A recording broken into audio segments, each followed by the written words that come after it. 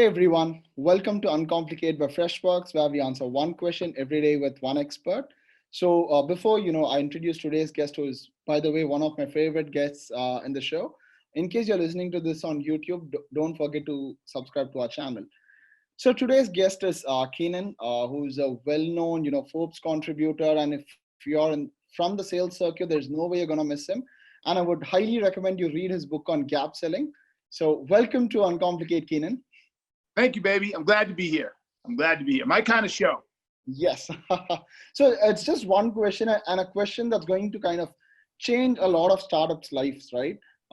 Inside selling. I mean, there's been a lot said about inside selling and stuff like that, and it's the new in thing in the sales circuit. So Keenan, the question to you is, how do you frame an inside sales strategy? So what is the framework? And I'll throw it to you on how do you frame an inside sales strategy? Woo, that's a giant question. I mean, there's nothing small about that. Holy shit. I mean, look, man, just look, the first thing you got to do for an inside sales team is really have a good, solid understanding of the size of your market, who you want to go after, who your ideal customer is. And what a lot of organizations do is they miss a key point to developing inside sales organizations. They spend a lot of time talking about the size of the companies they want to go in, the industries they're in, and who the buyer personas are they want to talk to. But what they don't do is they don't ask a very important question. What problem do we solve as an organization? So whatever it is we're selling, what problem does our product or service solve? That is the first and most important question they have to ask themselves. Once they get a good answer, which I promise you 9 out of 10 times they don't, because they're so focused on the product, they're not really to show what problem the product solves. Whatever problem or small handful of problems it solves, then you have to ask yourself, which of these target customers have the highest propensity to suffer from this problem?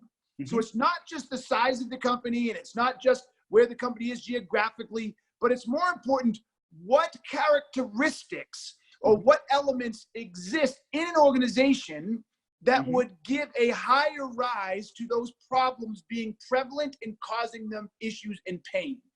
And then you want to prioritize those customers first, then the ones who have a less probability of having those problems, and then the ones smaller of having those problems. So you want to prioritize it like that.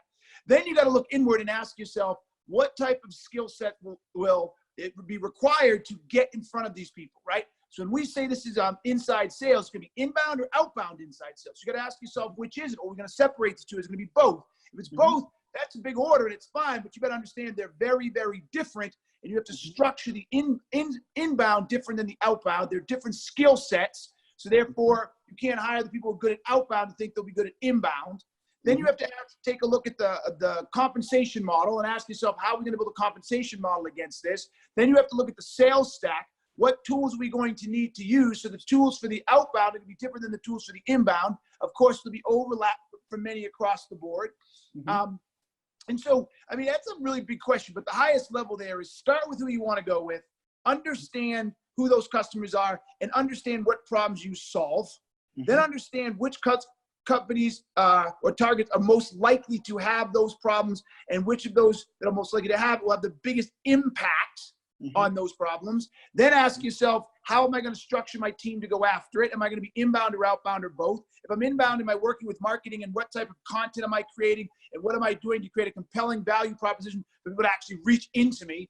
If, for example, my entire business for the last, the last 8.5 years has been 100% inbound until this year.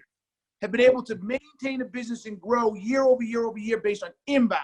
Now we built an outbound, and that was a whole different level of effort we had to do to build the outbound, yet there's still an inside sales team, right? And then you got to ask yourself what type of tools, et cetera. So that's the high level $1 million, 50,000 square foot view. Awesome. So, what I loved about was 2 insights where you didn't say, hey, this is the framework, go start working on it. You led our audience to a lot of questions that they needed to answer. And second thing was the tool part, where you mentioned tool is just a byproduct, or, once you've decided all that, just finalizing the tool is one just wee bit, because a lot of people think that buying the right tool is the magic bullet to kind of having a great sales numbers. So I can tell you right now, tools are not a magic bullet. We bought a number of tools for our outbound, organization, and it took months to get them implemented, structured properly, was sort of integrated with our other the other parts of our sales stack. So look, long term, like anything else, putting an addition on a house, you got to tear the house down, you got to take down a wall, you're exposed to the elements. It kind of sucks for a while, but long term, it's to your benefit. Same thing with many tools. If you think a tool's a silver bullet, you're fucked, because it's going to take so long to get it in. You got to learn how to use it. It's going to take time to come to fruition. But if you do it right and you pick the right tools and you have the right sales stack, then yes, over time, it's gonna deliver value.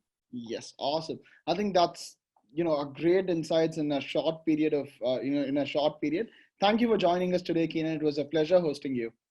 Yeah, my pleasure, Doug. For a short video, you asked one big ass question, dog. Thank you. See ya. All right, baby. Peace.